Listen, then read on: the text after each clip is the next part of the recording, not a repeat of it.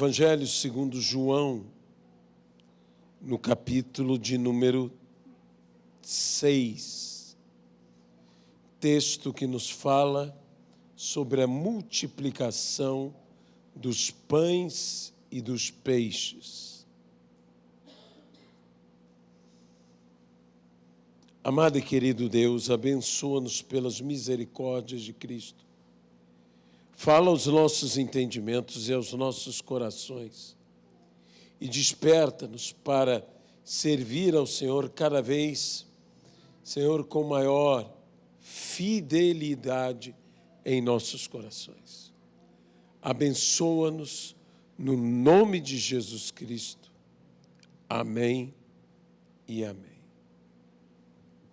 Versículo de número 1.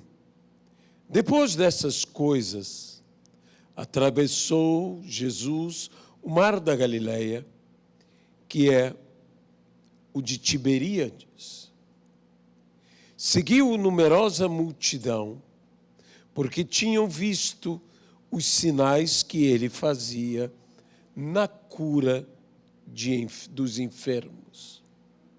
Então, subiu Jesus ao monte e assentou-se ali com seus discípulos. Ora, a Páscoa, festa dos judeus, estava próxima. Então Jesus, erguendo os olhos, vendo que grande multidão vinha ter com ele, disse a Filipe: onde compraremos pães para lhes dar de comer? Mas dizia isto para o experimentar, porque ele bem sabia o que estava para fazer.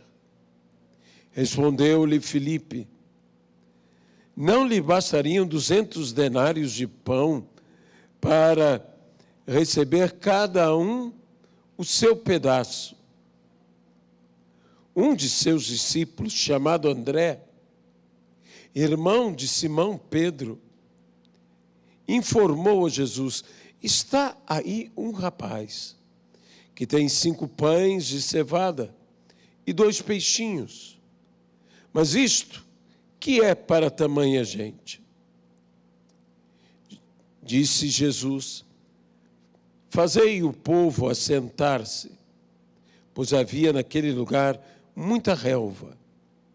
Assentaram-se, pois, os homens em número de quase 5.000.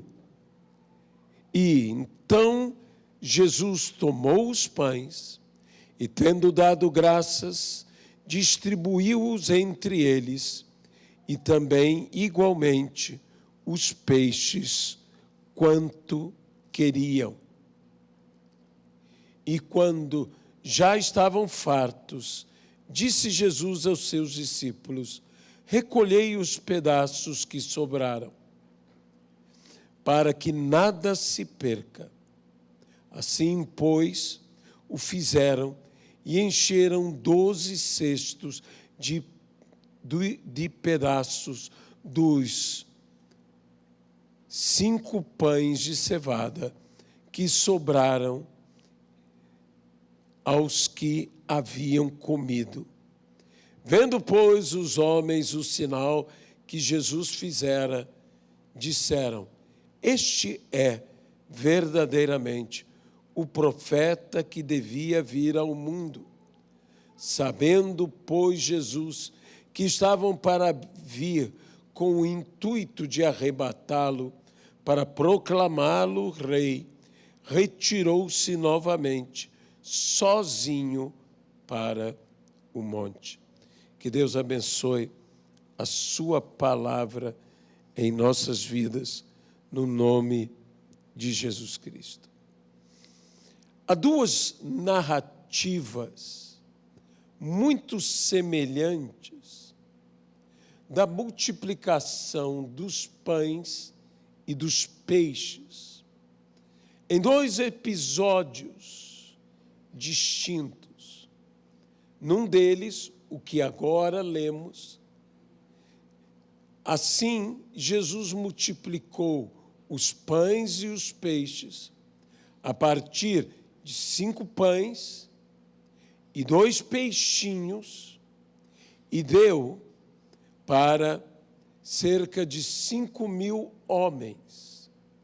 O que sobrou daquilo que foi distribuído, do que fora multiplicado, foram 12 cestos cheios. 12 cestos. E a outra multiplicação é aquela que nos fala não de 5.000 homens, mas de 4.000 homens, onde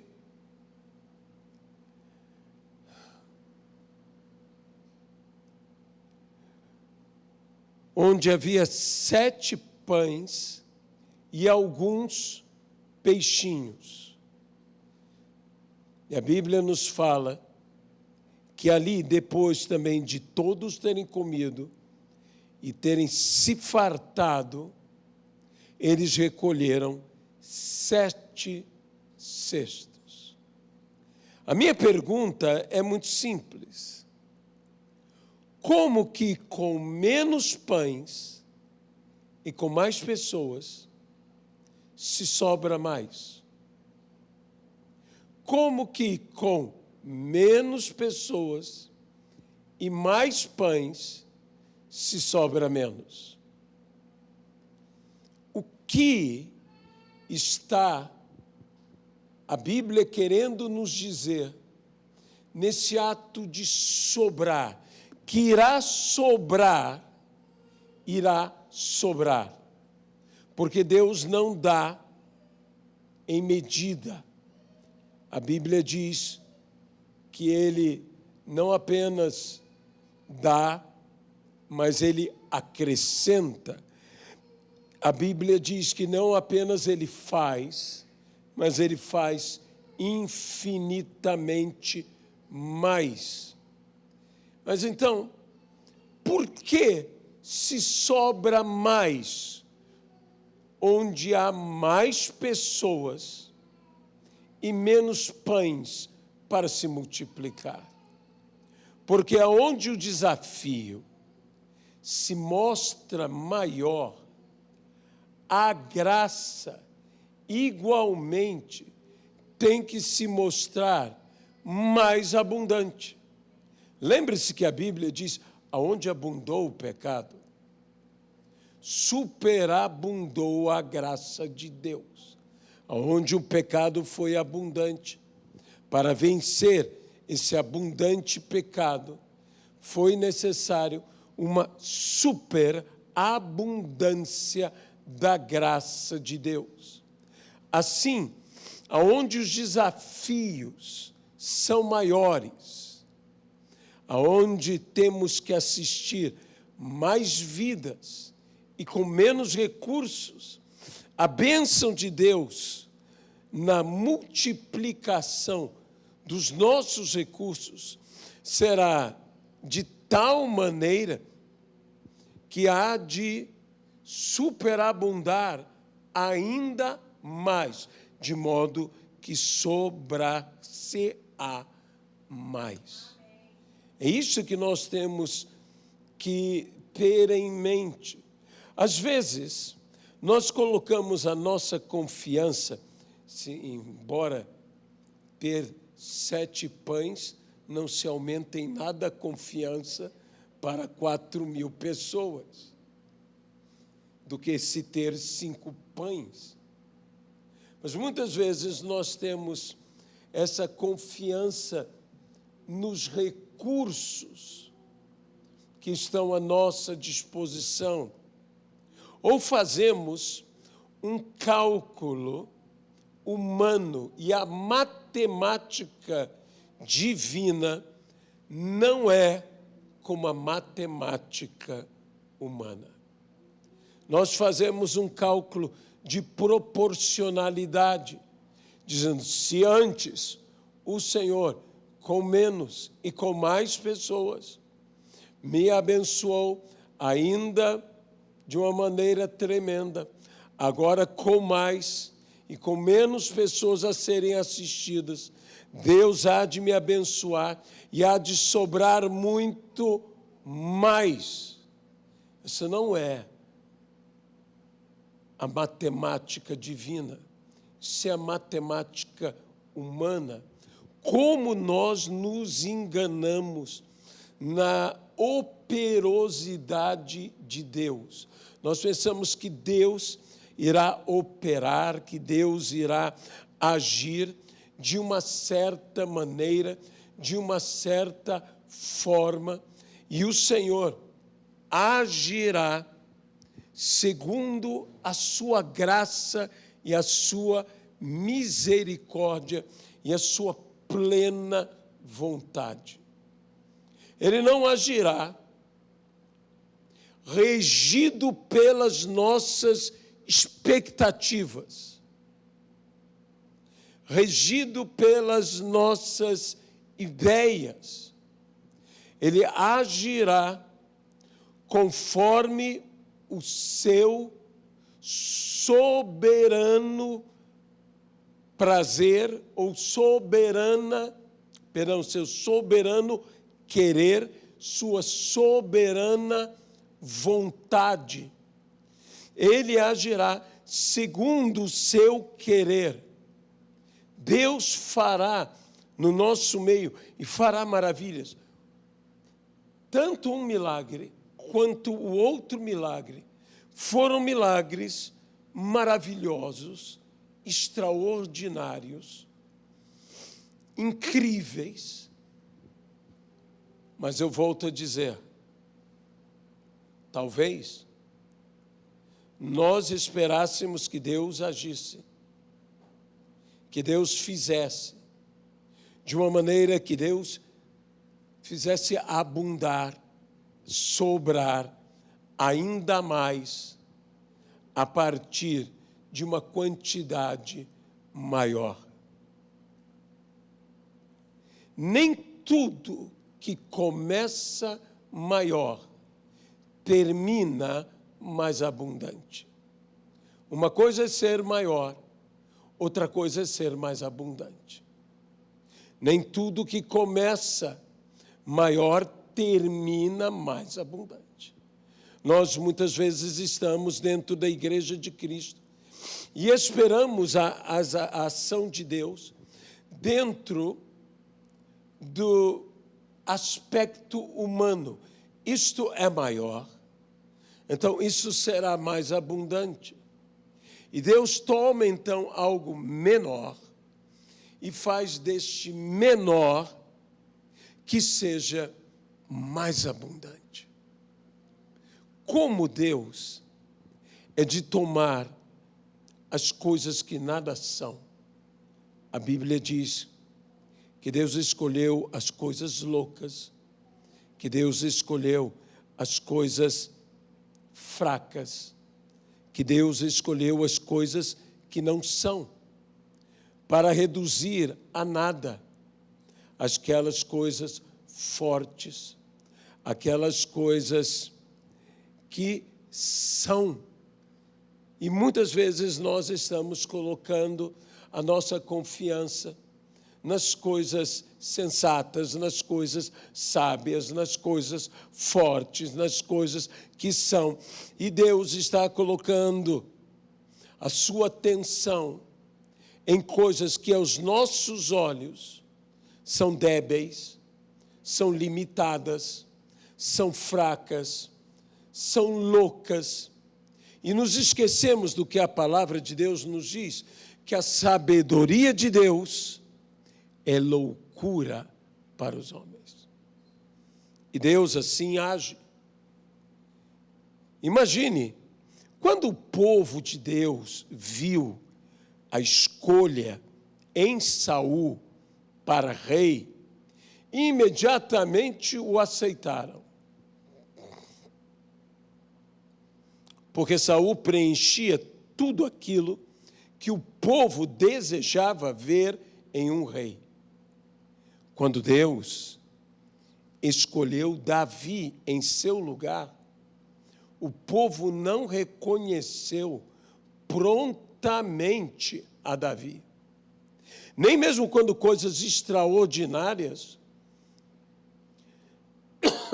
começaram a acontecer através de Davi, o povo não reconhecia de pronto que Deus havia escolhido a Davi. Nem quando Davi venceu Golias, o povo não percebeu que Davi era o escolhido.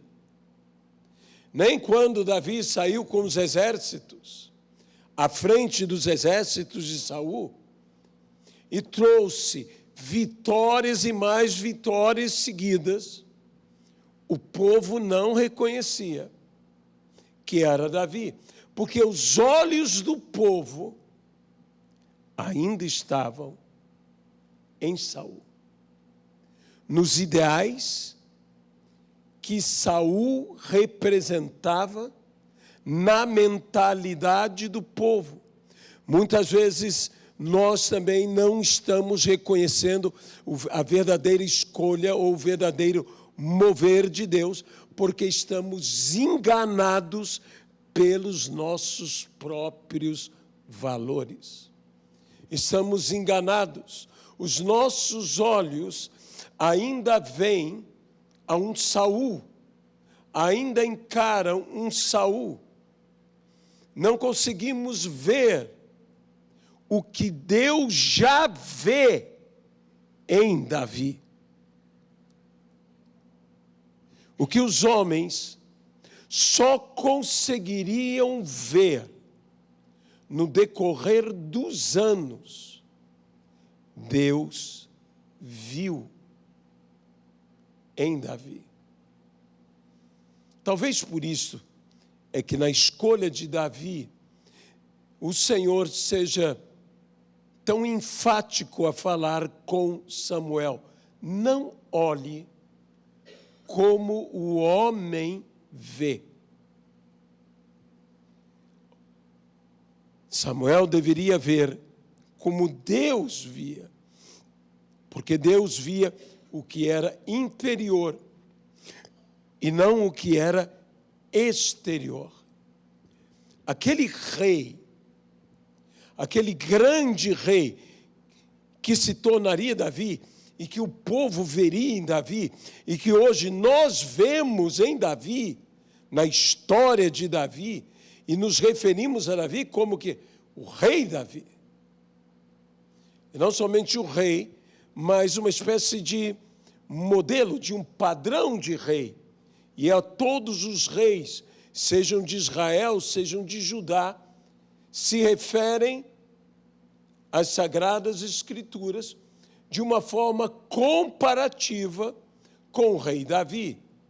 Não andou ele nos caminhos como andou o seu pai Davi, ou fez ele o que era reto diante de Deus, como fez o seu pai Davi. Mas este rei, este grande rei Davi, que agora nós enxergamos, que agora o povo de Deus passou a enxergar em Davi, Deus imediatamente vira em Davi quando ele era apenas uma criança. Deus nos vê não como nós somos. Deus nos vê como só Deus pode nos ver. Isso mexe comigo. Porque Deus não me vê como eu sou. Em primeiro lugar, Deus não me vê como eu sou, porque Deus me vê através da lente, através da pessoa de Jesus Cristo. Deus me vê através de Jesus. Então, Deus me vê em Cristo. Quem eu sou em Cristo.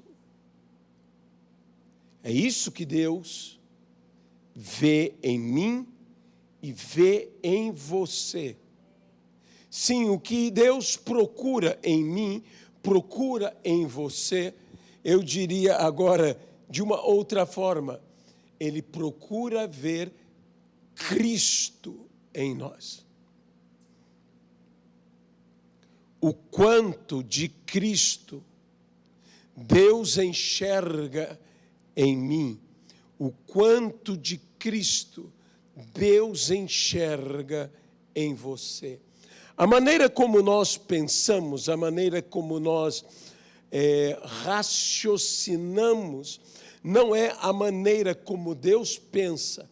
A Bíblia diz, assim como a terra se distancia dos céus, assim se distancia o meu pensamento do vosso pensamento. Essa é a distância entre como nós pensamos e como Deus pensa a nosso respeito, como Deus nos vê. É interessante que quando o Senhor Jesus encontrou a cada um daqueles discípulos, e esse é um encontro que acontece com cada um de nós, ele viu neles os grandes apóstolos que eles se tornariam. Deus viu em Pedro um Pedro completo. Jesus enxergou em Pedro um Pedro, como eu quero dizer, total, um Pedro completo. Jesus não tinha os seus olhos presos aos defeitos de Pedro. Jesus fala com o apóstolo Pedro, diz que este o negaria. E então,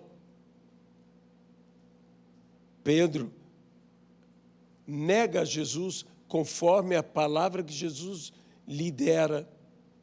Embora Pedro não quisesse, em momento nenhum havia em Pedro o desejo de negar a Jesus Cristo. Havia nele a debilidade que o levou a negar a Jesus Cristo. Muitas pessoas dizem, que decepção foi Pedro para Jesus. Pedro não foi decepção alguma para Jesus. E eu quero dizer a mesma coisa, nem eu, nem você somos decepção para Jesus, porque Jesus bem sabe quem somos.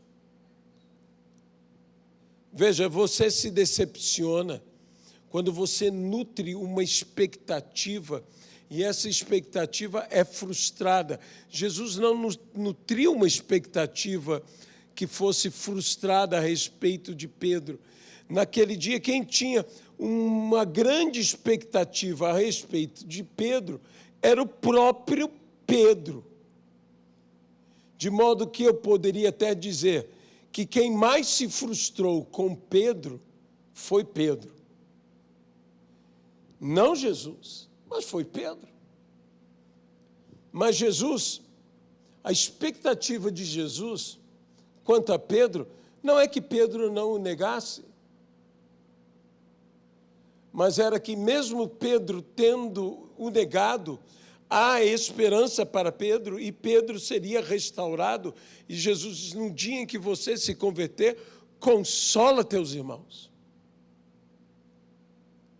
Do que um outro princípio vem à minha mente, que é o seguinte, que Deus me restaura, não apenas para que eu seja restaurado, mas para que eu possa, de alguma maneira, cooperar, ajudar a outros. E não apenas ter sido ajudado. No dia em que você se converter, consola teus irmãos. Eu trago esse texto e comparando, como eu disse, com o texto, você depois poderá ler o que é a outra multiplicação dos pães e dos peixes, que se encontra tanto em Mateus quanto em Marcos, e nós encontramos em Marcos essa multiplicação dos pães, sendo que Jesus falou também para que eles se livrassem do fermento dos fariseus, e até mesmo eles pensavam, é por causa dos pães. E Jesus disse, não.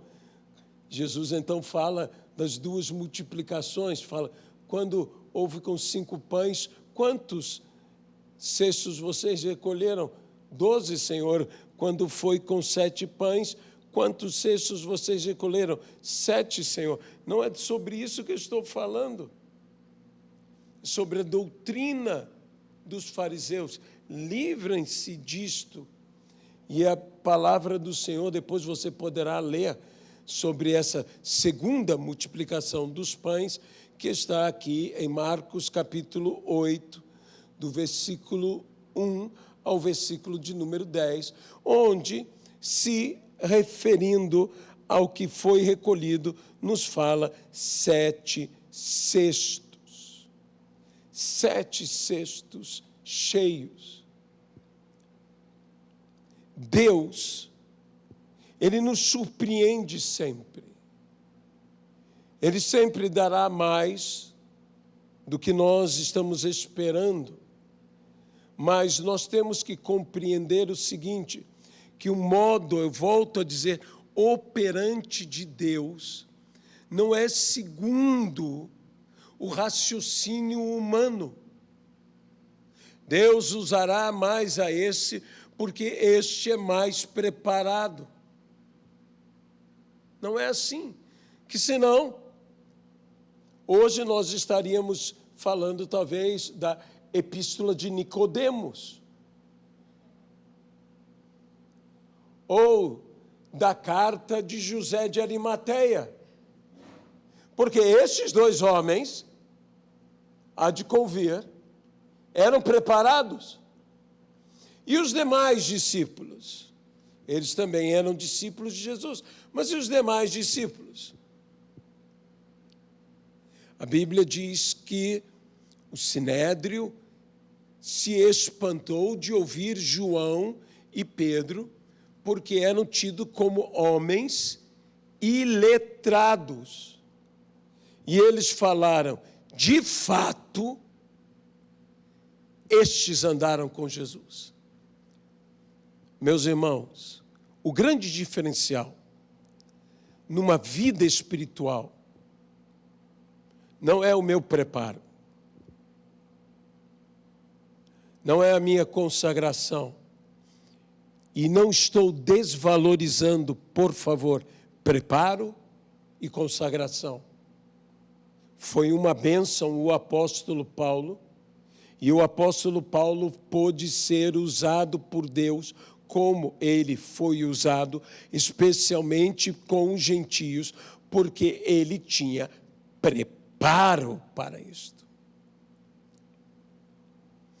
Mas o diferencial nas nossas vidas está ali no que os membros do Sinédrio disseram. De fato, eles andaram com Jesus. O que diferencia é o quanto eu ando com Jesus. Que seja eu preparado, que seja eu instruído, que seja eu capacitado. Mas o que diferencia é o quanto eu andei, eu estive, eu estou com Jesus Cristo.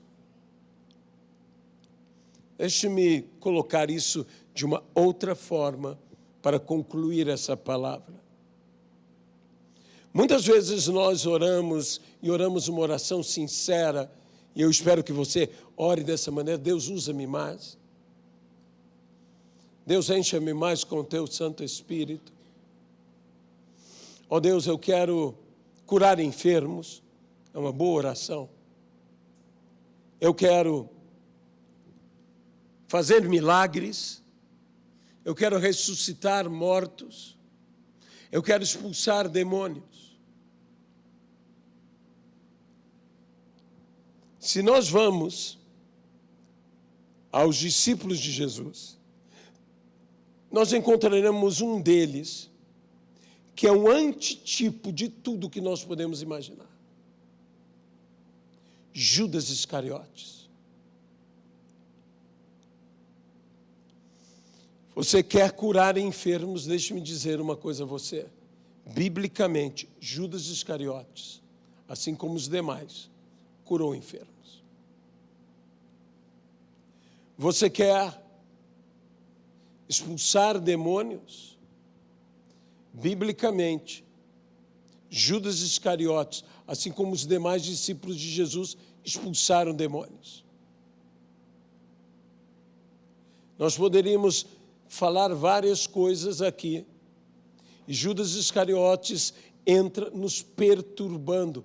E que é uma das coisas que mais me perturba em Judas Iscariotes, que existe um momento lá em João, capítulo de número 6, que Jesus está falando com os seus discípulos, e os seus discípulos dizem, dura é essa palavra, e o abandonam.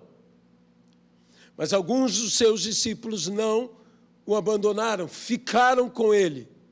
Entre eles, Judas Iscariotes.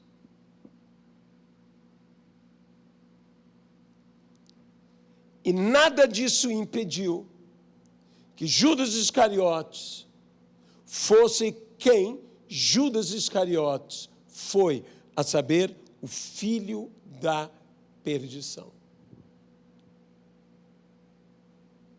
Porque não é tanto o que fazemos, nem a obra que realizamos, nem mesmo a postura que tomamos, por vezes, veja, a postura que Judas tomou, que João tomou, que Pedro tomou, de dizer, não, nós vamos ficar com o Senhor. Foi a postura, naquele momento, correta. Mas não adianta de nada ao justo toda a sua justiça se ele cair. E então aquele que pensa estar em pé, veja que não caia. E para isso nós temos que colocar todos os nossos valores bem alinhados com o que é o valor do Senhor. E ter o pensar do Senhor. E compreender as coisas segundo a visão de Deus.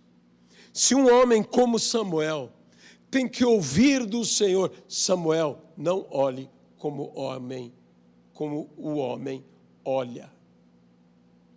Não veja como os homens veem. Olhe como eu olho. Porque eu sondo mentes e corações. E Samuel ali teve que olhar além da aparência, além das circunstâncias. Samuel teve que olhar mais profundamente.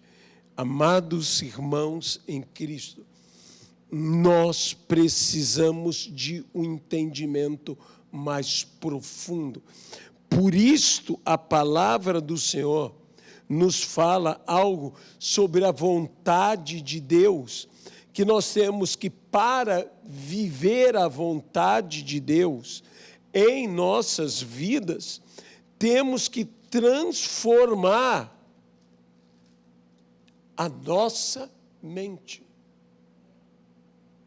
E eu diria até a nossa mentalidade. Rogo-vos, pois, irmãos, pelas misericórdias de Deus, que apresenteis o vosso corpo por sacrifício vivo, santo e agradável a Deus, que é o vosso culto racional.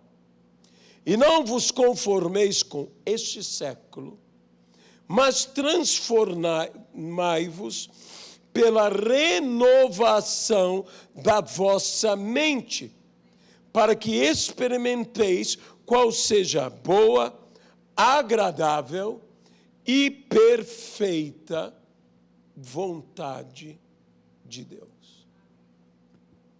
Nós precisamos ter o que a Bíblia diz, a mente de Cristo. E quando nós tivermos a mente de Cristo, nós não teremos o raciocínio humano normal. Nós estaremos num outro nível de raciocínio e de entendimento. Nós enxergaremos as coisas de uma outra maneira. E desta forma, poderemos reconhecer e poderemos viver a boa, a agradável e a perfeita vontade de Deus.